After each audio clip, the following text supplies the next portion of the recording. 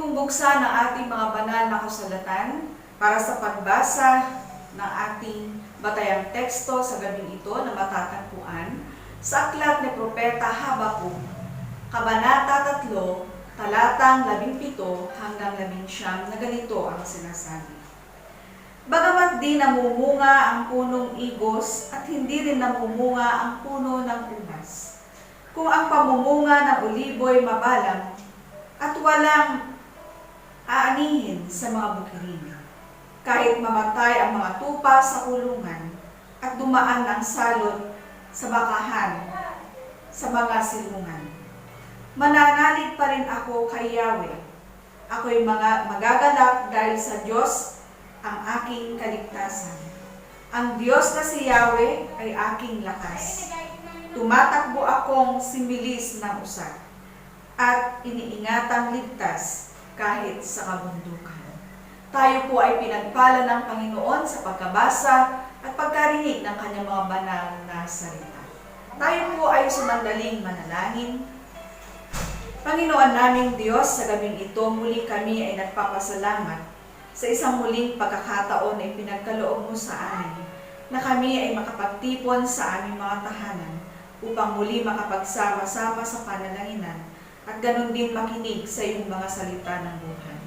Panginoon naming Diyos, hinihiling namin ang iyong pangunguna ng Santong Espiritu sa aming pagtitipon sa aming mga tahanan. Ang iyong nawang kaalaman, karunungan, at pamamatnubay ng iyong banal na Espiritu ang siyang manahan sa amin. Maging bukas nawa ang aming mga puso at isipan sa pagtanggap ng mga mayahayag sa amin mula sa iyong lingkod. Dakilang Diyos, hinihiling ko rin itago mo sa likuran ng iyong krus ang iyong lingkod na magsasalita para sa iyong mga anak. Nawa ikaw ang mahayag at makita sa lahat ng mga pahayag ng mensahe sa gabi ito. Dakilang Diyos, sa iyo namin ibinibigay ang pagkakatiwala na sasamahan mo kami sa banal na gawain ito. Ang lahat ng ito, O Diyos, ay aming panalangin sa tanging pangalan ni Jesus. Amen. Magandang gabi po sa inyong lahat muli, mga kapatid. Kumusta na po tayo sa ating mga tahanan? Tayo po ay magkakaroon ng trial ng face-to-face sa ating pananambahan sa September 20.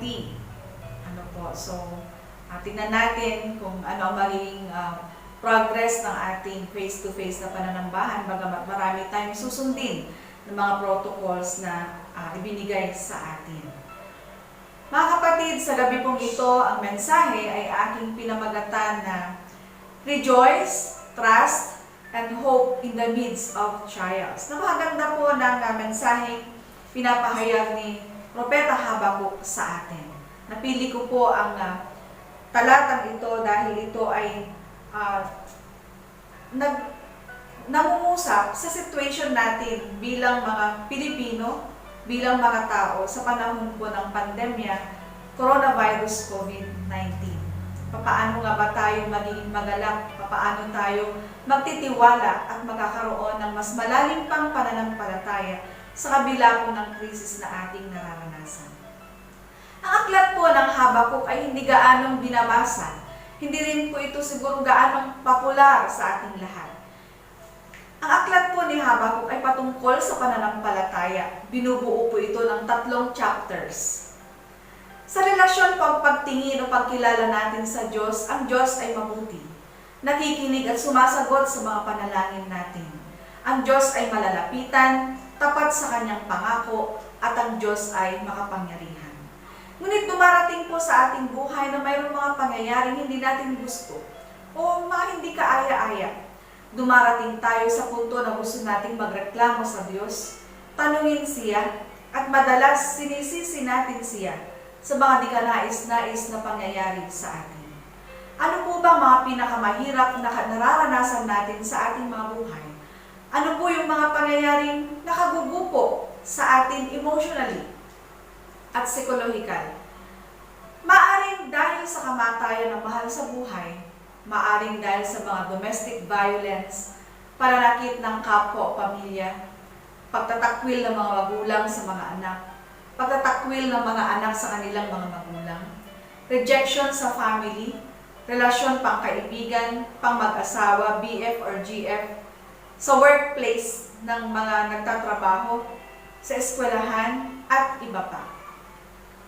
May mga fears, may mga anxieties, angers, depression, guilt, feelings, kalungkutan, pagluluksa sa hindi lamang yung namatayan, pagluluksa sa maraming bagay, grieving, feeling of hopelessness, health problems, displaced emotions, may mga mental issues din tayo, at maaaring nagkakaroon tayo ng psychosomatic responses. Andiyan ang kalamidad, andiyan ang mga pagsubok at hamon ng buhay. At ngayon, ang kinakaharap natin pandemyang COVID-19 na nagdala sa atin ng napakalaking chaos, mental, physical, psychological, economic crisis sa buong sangkatauhan. Sa iba't ibang aspeto, ang laki ng winasak o kaguluhan ay dinulot nito sa atin. Kaya ang ating pong teksto mula sa Habakkuk chapter 3 verses 17 to 19, naglalaman ito ng mga salitang punong-puno ng pag-asa at nagagalak sa kabila ng mga hamon. Si Habakkuk po ay isang propeta na ipinadala ng Diyos sa Huda, ilang taon bago tuluyang sakupin ng Babylonia ang Huda. Sa panahon pong ito, nahati ang kaharian ng Israel. Ang hilagay tinawag na Israel, at ang timog naman na kaharian ay tinawag na Huda. Dahil sa lahat po ng hari ay wala ni isa man ang gumawa ng mabuti sa paningin ng Diyos. Pinarusahan sila ng Diyos. 722 BC nang sakupin sila ng Assyria at ipatapon kung saan-saan. Yung 8 out of 20 na mga hari na naging mabuti sa paningin ng Diyos, tulad din sila ng bayang Israel na paparusahan ng Diyos. Ang naramdaman po ni Propeta Habakkuk ay nararamdaman din ng mga taga-Huda. Mayroong burden na nakadagan sa kanilang dibdib. Dahil pinapakita sa kanya ng Diyos ang gagawin niyang paghatol, judgment, hindi lang sa ibang bansang kaaway nila, kundi sa kanilang sariling bansa. May mga tanong, mayroong mga pagrereklamo sa Diyos si Habakkuk, pati na ang bayan ng Huda. Ang dalawang kabigatan o burden sa puso niya ay parang walang ginagawa ang Diyos sa kanila. Parang hindi tama ang ginagawa ng Diyos sa kanila. At maaaring ito rin po ang tanong natin sa kasalukuyang nagaganap sa ating pandemya. Tinanong ni Habakkuk ang Diyos, "O Diyos, hanggang kailan ako iiyak at tatawag sa iyo ng tulong, at hindi mo maririnig? Sa kaguluhan mo ba kami ililigtas?" Matatagpuan po natin ito sa Habakkuk chapter 1 verses 2 to 4. Maaaring basahin nyo rin po ang kabuang chapter, itong tatlong chapter ng Habakkuk para maunawaan po natin ng higit pa. So yung tanong niya, sa kaguluhan, hindi mo ba kami ililigtas? May burden. Nandun yung pagtatanong, nandoon yung hindi mawari ni Habakkuk ang kanyang pakiramdam bilang siya'y propeta na pinadala. Ito po ay isang uri ng panaghoy o pagdaing ni Propeta Habakkuk sa Diyos dahil sa isang kabigatan na nararanasan at nararamdaman niya. Nagahari noon ang karahasan sa kanilang bansa. Diyan ang patayan, karahasan, hidwaan at mga pagtatalo-talo. Kaya parang naging walang kabuluhan ang kautusan at nababaluktot ang katarungan. Sa atin pong kinakaharap na krisis sa ngayon, ay ganito din tsak ang katanungan nating lahat. Marami ang umaasa na magwawakas kaagad ang pandemya at mabibigyang solusyon ito ng ating mga leaders ng pamahalaan. Umaasa ang bawat mamamayan na makagagawa sila ng maayos at maingat at may sistemang strategic plan kung papaano natin unti-unting mareresolba ang mga suliraning sumusulpot ngayong panahon ng pandemya. At ganoon din ang krisis ng pandemya ito, upang unti-unting makabangon, matugunan ang pangailangan ng bawat mga mamamayan. Papaano matutugunan ang pangailangan pang-medikal? Papaano mapangalagaan ang mga frontliners, ang mga doctors, ang mga nurses na nangangalaga para sa kaayusan at kalusugan ng mamamayan? Ang maayos at may kahandaan ng sistemang pang-edukasyon, masolusyonan ang socio-political problem dahil mas nagiging palasak ito ngayon Nagagamit ang krisis upang mamayagpag ito. May provide ang pagkain at mga pangunahing pangangailangan ng tao upang unti-unti matanggap din ng marami ang sitwasyon. Tingnan po natin ang sagot ng Diyos kay Habakuk. Yung sa Habakuk chapter 1 verses 5 to 6. May ginawa at may gagawin pa ang Diyos sa paligid nila. Ang kaaway nila ay nasa kamay mismo ng Diyos. Ibig sabihin, God is at work 24/7. Non-stop ito na kanyang pagkilos. Hindi siya nagbibingi-bingihan. Hindi siya natutulog. Lagi siyang may ginagawa para sa kabutihan ng kanyang bayan. God is always at work. Pansinin po natin ang kalagayan ng bansang Pilipinas na mamayani ang karahasan, kasamaan at kahirapan, hidwaan at pagtatalo-talo. Ang mga kongresista at mga senador, administrasyon at oposisyon, laging nagbabangayan. Mailap ang katarungan, nababaluktot ang katwiran. Kung sino ang tama at totoo, siyang nadedehado, at ang mali ay nagahari at nagwawagi. Katulad po ito ni Habakuk na nagtatanong din tayo. Sa ating pagtatanong, nais nating maintindihan ang maraming mga bagay-bagay. Dumarating tayo sa panahong may mga confusions at nag-aalinlangan tayo. Ngunit lagi nating isipin mga kapatid, mabuti at kumikilos ang Diyos sa ating mga buhay. Ngunit madalas tatanungin natin, kumikilos pa nga ba ang Diyos sa kanyang buong sanglilikha? Mahal pa ba niya ang kanyang sanglilikha? Mahal pa ba niya ang tao, sa katauhan? May pagpapahalaga pa ba kaya siya sa mga nagaganap ngayon? Maging sa ating personal pong mga buhay, ang tao ay masyado nakafocus sa mga nangyayari. At dahil dito, hindi natin kayang makita ang ginagawang pagkilos ng Diyos sa kanyang bayan, sa buhay natin. Isang dahilan bakit hindi natin nakikita ang gawa ay dahil nakafocus lamang tayo doon sa mga nagaganap. Maging sa ating bansa, maraming reklamo ang mga mamamayan. Sabi ng Diyos, masdan ninyo, may ginagawa ako sa paligid ninyo. Ang mga nagaganap ay ginagamit din po ng Diyos upang tayo ay ituwid. Para ma-realize natin ang ating mga pagkakamali, ang ating mga pagkukulang. Diyos ang ating kailangan upang maituwid tayo. Pero mahirap natin itong intindihin. Tulad po sa kaganapan sa bayan ng Huda. Nag-i-struggle si Propeta Habakuk sa kanyang pag-unawa. Hindi ba't laban ang Diyos sa kasamaan, pero bakit parang lalong mas higit pang nagahari ang kasamaan? Kung ang isang masamang bansa ay gagamitin ng Diyos para parusahan ang Huda. Para sa namumuhay na may pagtitiwala sa Kanya at sa Kanyang mga pangako, maibibigay ng Panginoon ang Kanyang pagliligtas.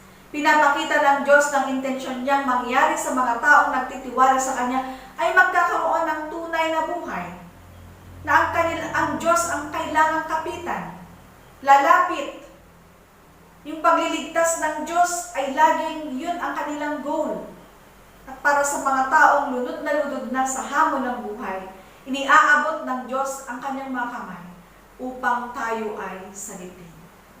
Ang paghatol at pagliligtas ng Diyos ay para sa lahat, upang siya ay makilala ng lahat na siya ay Diyos, makapangyarihang Diyos. Ipinapakita ng Diyos na bagamat angat ang kapangyarihan at impluwensya ng Babylonia, hindi magtatagal mauuwi din sa wala ang lahat. Ang kapangyarihan nila ay limitado, pero ang Diyos na siyang makapangyarihan ng lahat, siyang may kontrol ng lahat.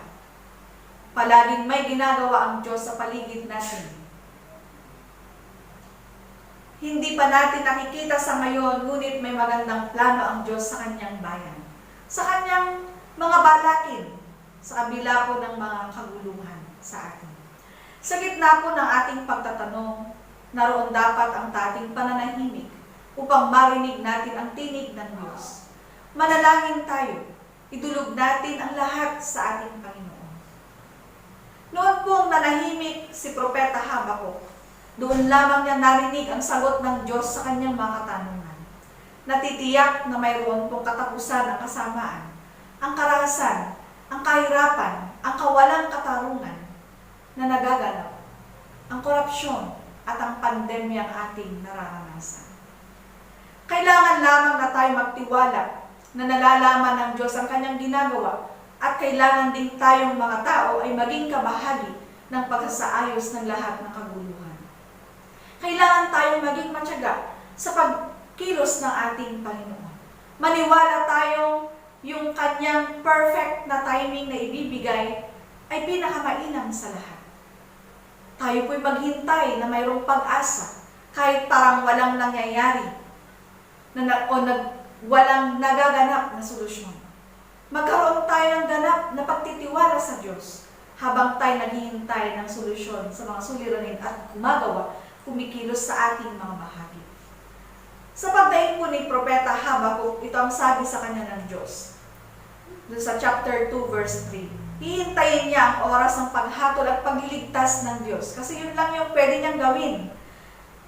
Kaya, sabi po doon sa chapter 3, nanalangin siya at nagpuri sa Diyos at gusto niyang buong Huda ay magkaroon ng damdamin tulad niya. Ay, napakaganda po yung binanggit po dito.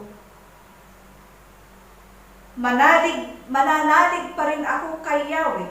Ako'y magagalak dahil sa Diyos na aking kaligtasan. Mananalig at magtiwala. Magagalak kahit parang hindi pabor yung nangyayari. Akala ng mga Hudyo ang kaligtasan ay sa pamamagitan lamang ng sariling gawa, tulad po ng pag-iisip na maraming tao ngayon, lahat ng relihiyon. Kung may pagtitiwala sa Diyos na may kagalakan na hindi nakadepende sa pangyayari sa buhay, ang ugat ng ating pagkagalakan, naroon ang tamang pagkakilala natin sa Diyos sa ating buhay. Na anuman ang mangyari, alam nating nasa kamay niya ang magiging bukas natin. Anumang kabigatan ay mapapalitan ng kagalakan kung maghihintay tayo na mayroong pagtitiwala sa Panginoon. Kung maghihintay tayo ng mayroong kagalakan. Ang trust and joy po mga kapatid ay hindi pwedeng paghiwalayin ito. Kung nagtitiwala ka, habang ikaw ay dumadaranas ng krisis, kailangan mo ring maggalak. Dahil alam mong ang Diyos ay gumagawa sa krisis na pinagdadaanan.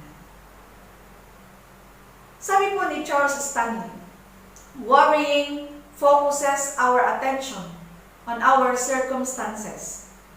God wants our attention focused on Him. Kaya nga siguro dumarating sa punto na nagugulo tayo upang tayo ay makapanalangin, upang tayo dumulog sa ating Panginoon, upang kailangan natin yung Kanyang presensya. Ano po ang nagaganap sa kasalukuyang panahon natin mga kapatid? Palasak ang mga hindi magandang at mga kasama na nagaganap sa ating daigdig. At itong pandemya na nagaganap sa atin, isang magandang opportunity na tayo po ay magnilay. Bilang isang bansang Pilipinas, bilang individual, bilang isang pamayanan. Ginigising tayo ng ating Panginoon. Itinutuwid tayo ng ating Panginoon. At habang tayo dumaraan sa ganito'y magtiwala, magalak tayo at umasa. Kahit pa mga pangyayari ay hindi pabor sa atin. Sa atin pong nararanasan krisis ngayon, mga kapatid, lagi tayong nananalangin that Lord, heal our lands, heal our wounds, heal our pains, heal our brokenness, heal our sickness, at pawiin ang pandemyang COVID-19. Gusto nating baguhin ng Panginoon ang ating sitwasyon on the spot. Pero hindi natin nakikita yung nais niyang iparating sa atin sa krisis na ating kinakaharap. Natatalos at naiisip ba natin ang sitwasyon natin na ginagamit ng Panginoon upang tayo ay baguhin at panumbalikin sa Kanya? Lahat tayong mga tao at mananampalataya, nakikita ba natin ang wisdom ng Panginoon at mabuting layunin sa nagaganap sa kasalukuyan? Nakikita ba natin ang kabutihan niya sa mga masasakit na kaganapan? Nararamdaman ba natin ang kanyang mga kamay ay sumasaklolo sa atin sa oras ng kagipitan? Nakikita at nadarama ba natin ang kanyang presensya at pagmamahal sa panahon ito? Masakit man at napakabigat ang mga nagaganap, ngunit kailangan nating tanggapin dahil nais niyang tayo ay mapabuti. Nais niyang tayo ay mabago. Ang chaos o kaguluhang nagaganap sa buong daigdig ay paraan ng Diyos upang ayusin ang mga bagay na dapat ayusin sa atin. At ilagay sa tama ang dapat na mga kalagyan ng bawat aspeto ng buhay ng buong sandaigdigan. Hindi ang Diyos ang nagbigay ng chaos sa atin dahil tayo din mga tao may bahagi nito. Bagaman ang Diyos ay Diyos ng kaayusan, God of order, kaya ginagawa rin niya ang kanyang pagkilos upang tayo ay mapabuti. Nasa kanyang kapangyarihang gawing maayos ang lahat ng bagay. Ibinibigay niya sa atin din ang bilang mga tao ang pamimili kung nais ba natin ang kaayusan o kaguluhan. God is always at work, not just around us, but in our hearts as well. Palaging may ginagawa ang Diyos sa atin. Dapat tayo ay maging buhay sa ating pananampalataya sa panahon ngayon, bagaman ang ating buhay ay mahirap. Ito po yung lundo ng paglagong espiritual natin. May mga pag-aalinlangan tayo, ngunit sa kabila ng mga pag-aalinlangan at pagtatanong natin sa Diyos, dapat nagtatapos ito ng full trust natin sa ating Panginoon at umasa, magalak tayo sa kabila ng lahat. Tinitingnan ni Habakuk ng biyayang material ay lilipas at mawawala. Kaya sabi niya doon, bagamat di namumunga ang puno ng ibus, ang puno ng ubas, kahit na walang aanihin sa bukirin, kahit na mamatay ang mga tupa, at ganun din ang bakahan. Ibig sabihin, hindi mahalaga yung material na bagay. Kahit sila'y dumadaan sa ganitong pagsubok ng buhay, mananatiling magpupuri, magpapasalamat at magtitiwala sa Diyos na siyang kanlungan at kaligtasan. Ngunit mga kapatid, ang tanong, kung mawawala bang lahat ng seguridad na ito, tayo nga ba magpupuri, magpapasalamat pa din sa Panginoon? Tayo nga ba'y magagalak pa? Iibig pa rin ba tayo sa Diyos at maglilingkod sa Kanya? Sa katapos-tapusan mga kapatid, pinatunayan ni Habakuk na siya'y maglilingkod sa Diyos dahil sa anumang, hindi dahil sa anumang ibinigay niya, kundi dahil sa siya ay Diyos. Maging sa gitna ng paghatol ng Diyos sa Huda, pinili ni Habakuk na magalak, magtiwala at umasa sa Panginoon na kanyang kaligtasan. Kaligtasan ng bayan ng Huda. Ang Diyos ang magiging tagapagligtas niya at ang walang hanggang pinagmumulan ng kanyang kalakasan. Walang pag-aalinlangang alam niyang ang matuwid na nalabit ay makapagliligtas sa pagsakop ng mga taga-Babylonia at ipinahayag niya ng mayroong pagtitiwala ang tiyak na tagumpay ng lahat ng mga namumuhay sa pananampalataya sa Diyos. Mapagkakatiwalaan natin ang Diyos sa anumang burdens ng nararanasan ng ating mga puso. Papalitan niya ito ng kagalakan kung magbibigay tayo ng full trust sa Kanya. Ang aral pong ipinaparating sa atin ngayon ay tayo matutong magtiyaga at maghintay sa Panginoon. Hindi tayo magiging masaya lamang sa mga panlabas na pangyayari, kundi mayroong kagalakan sa kabila ng mga di mabubuting pangyayari. At magpapakita ito sa atin na mayroon tayong tamang relasyon sa Diyos. Pananampalataya, pagkilala sa ating Diyos. Lubusan nawa tayong magtiwala sa ating Panginoon. At siyasatin din natin ang ating mga sarili. Nasa antas na ba ang ating pagkakilala at pananampalataya sa Diyos? Hingin natin ang tulong ng ating Panginoon. Natulungan tayong magtiwala at maghintay at umasa at maggalak. Magpasalamat at unawain ang mga bagay na mahirap unawain. Hingin natin ang kahabagan at biyaya ng Diyos habang tayo naghihintay.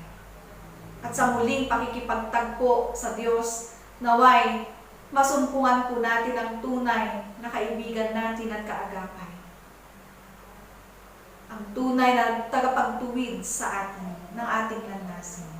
Nakatagpo po nawa tayo ng kalakasan sa kabila ng kapahingahan o nakakapanghinang nagaganap sa ating daigdig. Makasumpong po sana nawa tayo ng kapahingahan sa ating Panginoon. Sa kabila na nakakapagod ang ating nararamdaman at nagaganap sa kasalukuyang panahon. Makatagpo nawa tayo ng panibagong sigla sa ating mga panlulupaypay ng ating katawan, ng isip, ng puso at ng ating kaluluwa. Makatagpo nawa tayo ng pag-asa sa kalagayang tila walang pag-asa. Pasalamatan po natin ang Panginoon, mga kapatid, sa pagkakataon na binibigay niya na tayo makakapag-usap sa Kanya, tayo makakapanikluhod, makakapanalangin. Isang katiyakan na tayo malapit sa puso ng ating Panginoon. Sumaatin po nawa ang kapayapaan na nagmumula sa ating Panginoon. Amen and Shalom. Tayo po ay manalangin, mga kapatid. Panginoon naming Diyos, kami nagpapasalamat sa gabing ito na kung saan malaya kaming nakapakikinig ng iyong mga banal na salita. Ng iyong mga salita ay patuloy namin magiging lakas, magiging panlubag sa lahat ng aming mga nararamdaman ng kabigatan. Hindi ito panandali ang panlubag lamang, kundi magbibigay ito sa amin ng tunay na kapayapaan at tunay na kaganapan ng buhay. Panginoon naming Diyos, maraming salamat sa iyong mga salita na patuloy na nagpapaalaalang marapat kaming manampalataya, marapat kaming umasa, marapat kaming magalak sa kabila ng lahat ng makaganapang hindi namin tila maunawaan kung ano ang nagaganap na ito. Ano ang nais iparating nito sa amin? Tulungan mo kaming magnilay sa bawat araw ng aming buhay, Panginoon. Tulungan mo kaming manghawakan sa iyong mga pangako sa aming mga buhay. Tulungan mo kami na maging matatag sa bawat araw upang maharap namin ang mga hamon na nasa aming mga harapan, na mayroong pagtitiwala, pananampalataya, pag-asa at kagalakan mula sa iyo. Panginoon namin Diyos, payapain nawa ang aming mga puso, ang aming mga isipan, sa lahat na mga karanasan ito. Ang pandemyang COVID-19 na aming nararanasan, ito'y nakakapagbigay ng kapaguran sa lahat ng tao sa buong sandaigdigan, Panginoon. Umaasa kami na darating ang panahong mawawakasan ang lahat ng ito at ang gawa ng kasamaan ay magwawakas. Tulungan mo kami, Panginoon, na magkaroon ng endurance ng lahat ng mga bagay na nagaganap na hindi namin gusto. Ay patuloy kaming maging matyaga at patuloy kaming manikluhod at lumapit sa iyo. Ito'y pagkakataon upang kami makapagnilay at baguhin ang aming buhay, Panginoon. Baguhin namin ang mga mabababaw na pagtingin at pagkakilala sa iyo at palitan ito ng masigit pang malalim na pagsampalataya sa iyo. Malalim na pagkakilala sa iyo, pag-ibig sa iyo, upang kami, Panginoon, ay makapaglingkod sa iyo at maibigay namin ang buong buhay namin sa iyo. Buong puso't buong kaluluwa at buong lakas namin ay maibigay namin sa iyo sa aming paglilingkod. Panginoon namin Diyos, sa aming pagtatapos ng gawain sa gabi ito, sa din namin nilalalak ang aming pansamantalang pamamahinga. Samahan at ingatan nawa kami. At nawa sa kinabukasan ay makasumpong kami ng panibagong pag-asa at lakas upang maharap namin ang lahat ng aming mga gampanin sa loob at ng tahanan, loob at labas ng aming tahanan, ng mayroong kasiglahan muli at kalakasan. Panginoon, igawad mo nawa sa iyong mga anak ang iyong pagpapala sa pamamagitan ng iyong habang buhay. At ngayon ang walang hanggang pagpapala, kalakasan at kapangyarihang buhat sa ating Panginoong Diyos na malilikha. Ang patuloy na pag-ibig at pagliligtas mula sa ating Panginoong Kristo ay laging nawa nating maranasan. At ang walang humpay na pagkasi, pag-iingat at pamamatnubay ng kanyang banal na Espiritu, ang siya nawang igawad sa inyo mula ngayon at magpasawalang hanggan. Amen. Muli mga kapatid, maraming salamat. Good night. God bless.